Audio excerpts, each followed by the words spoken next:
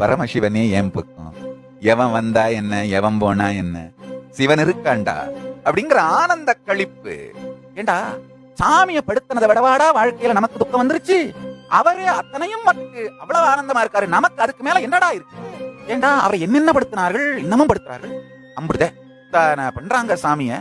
ஆனா அத்தனையும் பொறுத்து பார்த்துட்டு அவரே என்ன ஆனந்தமா காதோடு காதும் காதையும் காதையும் சேர்ப்பது போன்று உதடு மலர்ந்து வாழ்வு இனித்து இனிமையோடு இருக்கும் பெரும் புன்னகை ஆனந்த களிப்பு.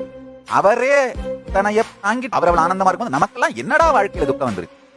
ஒவ்வொரு முறை ஆனந்த களிப்பு உங்களுக்குள் வரும் பொழுதும் உங்கள் வாழ்நாள் நீட்டப்படுகிறது. ஒவ்வொரு முறை பயத்தாக்குதல் வரும் பொழுதும் வாழ்நாள் குறைக்கப்படுகிறது. என்னடா அந்த சாமியோட பக்தங்க இப்படி இருக்கானுங்க. யமனே வந்தாலும் என்ன ஏன்னா யமா வந்திருக்கேன் உயிரிழப்பு போறதுக்காக, ஏய் வெளியில சரி போட்டு அங்கே இல்ல சாமிகிட்ட சொல்லிட்டு வரேன், சாமி என்ன சொல்றாருன்னு கேட்டு அப்புறமா முடிவு பண்ணிக்கோ. சும்மா லூஸ் தனமா கயிறு எடுத்து போட்டாத. ஏற்கனவே ஒரு தரம் போட்டு வம்பாச்சு தெரியலையா? சிவதீட்சை எடுத்து விட்டால் உயிரை கூட யமதூதுவர்களோ யமனோ தொட முடியாது. சிவதூதுவர்கள் வந்து தான் அட்டன் பண்ண முடியும். அது வரைக்கும் பெண்டிங்ல இருக்கணும்.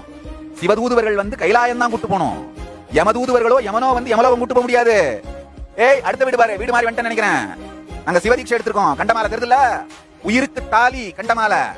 போ அடுத்த வீடு பாரு. வேற ஏதாவது கேஸ் இருந்தா அதை போய் அட்டன் பண்ணு. இங்க அனாவசியமா வந்து வம்பல மாட்டிக்காத.